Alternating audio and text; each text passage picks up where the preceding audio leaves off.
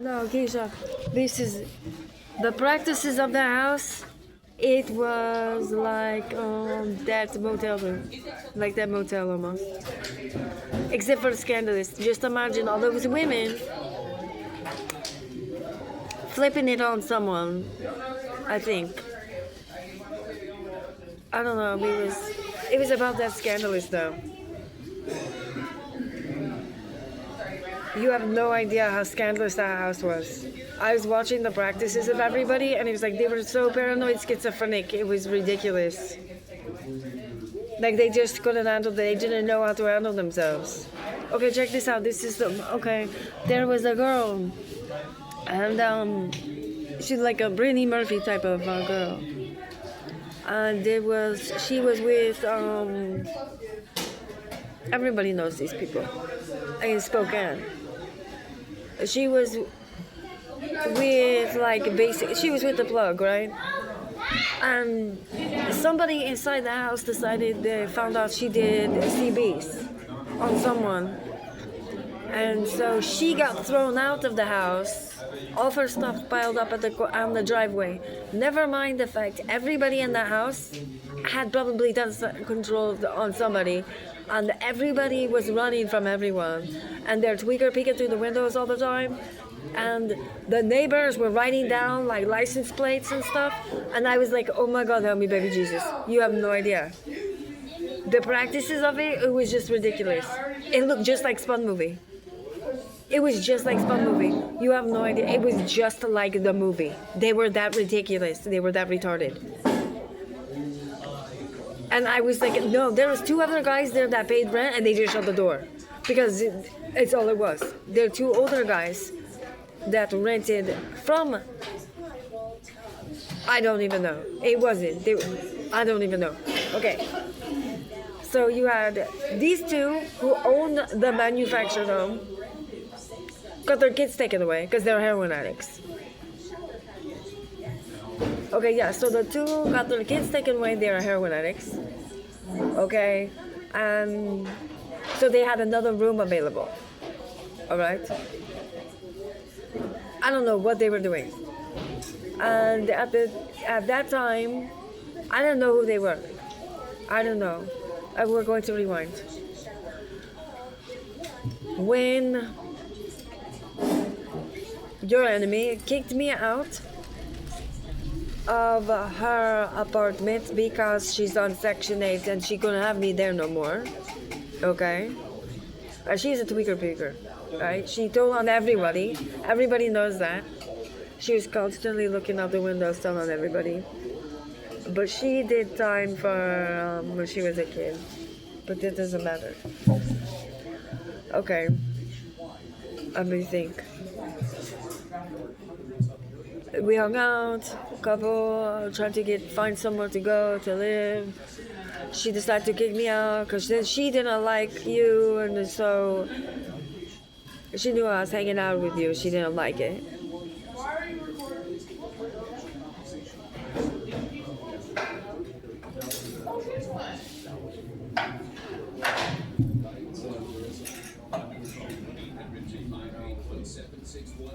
It's weird.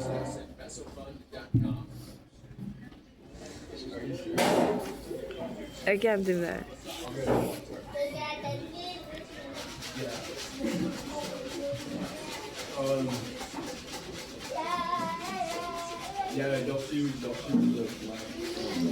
I know there's too many. This is what's so crazy about it. I know what they were doing, but what is like, that's their problem. It wasn't my problem. They tried to wing it all on me.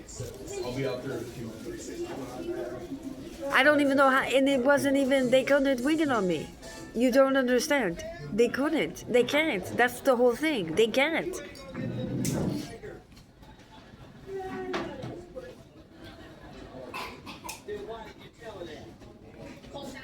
That was going down. You have no idea. You have no idea. It was like, I just hands up, man, creeping out the back door. Going, you guys are not, no. Okay, we're going to get back to this. I was at this old guy and this woman. Okay, he wasn't supposed to be there. But so I was renting a couch. And Kevin was a leech, and so he was wherever I was. So he found the couch, so he had to stay there too, and so I had to support him, and he refused. That's just what happened. He discovered the resource for me to keep a roof over my head, so he had to be a leech, a parasite, and refuse to get away from me. Otherwise, that older couple would probably let me stay there. But he was a parasite, all right? So he got me kicked out of Shannon's house. It's Shannon's house. It wasn't the man, it was Shannon. So he got me kicked out of Shannon's house. And I would still go back and hang out with Shannon. And I wasn't supposed to tell anybody because I was not of James's house. Okay? I was not of James's house. I was of Shannon's house, the hippie couple. Alright, so I was around the hippie couple. Alright? Who had problems. But then Kevin wouldn't go away. Alright? Kevin wouldn't go away. Then I had to go where Kevin went. Because then I got kicked out. So then I got kicked out because Kevin only told them I'd be there till November. Right? Which we could have worked something out because there was an extra room and I probably could have ended up renting that room and just coexisting with these people, but no, because he wouldn't go away. He would not go away. All right? He was worthless. He was useless. Gets me thrown out. He calls his friend James. James calms down and him and his want-to-be Brittany Murphy have a conversation with me to see if it was all right if I was going to be at their house or whatever. I go with Kevin to James' house with his wife. I agree to pay $400 a month for a closet and the living room. So I rent the living room, okay, not the child room, because the child's room got rented to another man, David, and his wife, intermittently, all right, who just got out of prison. So you have James and his wife, back room. You have David and I say his wife in that room. I am renting the living room, all right, for $400. Okay. And then there's two other guys. Two other rooms. Everybody's renting this manufactured house. The ones in the back are aeronautics and they're bad. Alright? James and his wife are very bad. They lose their children. They don't even care. They don't even care they lose their children. Do not even care. They're too busy trying to run a detail business. They get a loan and I don't know what the hell they're doing because I'm watching all of this and it's just like it's white trash beautiful, you know, sloppy white trash beautiful, not my world. I don't care because at the same time I'm giving notice that I could be possibly losing my children completely, have to give them over because I'm trying to find an apartment. And Kevin won't look for the apartment because he said he was going to help me. And his friend James, another one, okay, or his bacon, was taking me to go get my mail, all right? And he worked for the detail business that was going under. And I tried to talk to him, get away from these people, get away from them. You know, it's like, what are you doing? You know, what are you doing? You do not want to be here. Okay, so these guys are all paranoid schizophrenics. I really can care less what is going on. Sick Mike is over here sleeping on this. They're making money because they're making all of us pay rent in this house. Here, I find out they call it a hospital house, right? But people were actually going to work. You have to understand. Like these two gentlemen, I don't know, just kept their doors shut. right? Just like one of those, open the door, don't talk to me, shut the door, right? I was the chick on the couch that literally would get up, look at you, slam the door in the face, and go right back to the bed, pull the covers back over, all right? Just completely disconnected to everyone and anything. I really did not care what was going on. My life was over because I was notified, unless I get an apartment, I hurry up, I was going to lose my children, or it was already going to happen. And I freak out. I like manic, dramatic freak out because I did not know what to do. Okay, because Kevin was supposed to help me, and the only thing he helped me with is control my anger by learning focus on the clicky bit. That was all that he did for me. And then he started getting violent with me and pushing me around and demanding and being a rodent. So that's what happened. He was told he was supposed to get a job, and that was James telling him he needed to get a job because their addiction, they needed more money, is what basically all it was. So they tell Gavin he needs to get a job or get out, right? And then they tell me I can stay there, and then Kevin had to leave. They're not my friends. So I say, no, I will pay you through the end of the month. I'm leaving. Kevin stays here. He's your problem. He's not my problem. And as soon as I tell him that, bam, all of a sudden, everybody got scandalous. Everyone got scandalous. Everybody's paranoid schizophrenic. They start doing the movie projector. They start doing the Luxburn. They made a perimeter around the area I slept in. And they dragged me there. I was prisoner of war of this house all of a sudden. People were getting very scandalous, trying to provoke mental instability or something. They're doing devil worship and occult practices. I'm like, oh my God, I have to get out of here. At the same time, Kevin is poking me out. He's telling me to unpack my belongings and then pack my belongings and then do this and do that. Mind you, we are not together, but I'm forced to be with him, trying to figure out how to leave. One night I was like, dude, I'm calling the Y. I'm going to have them come pick me up. And everybody in that house freaked out because I was going to call YWCA. I was like, dude, I'm done. They're going to come get me. I hate you. I don't want nothing to do with you, Kevin. You're a loser. I don't want you around my son. I don't want you around my daughters. You can't get a job. You're a parasite. You're an addict. You are ridiculous. He's retarded. You're a sissy lala. So that's what was going on. That whole thing. That whole house. That's all that it was. And Spokane. It's me trying to break up with him and trying to leave, and him refusing to let me go. As James's wife is stealing my clothes, she's stealing my makeup, she's stealing my shoes. They're running around outside like heathens with a camera trying to be paranormal investigators.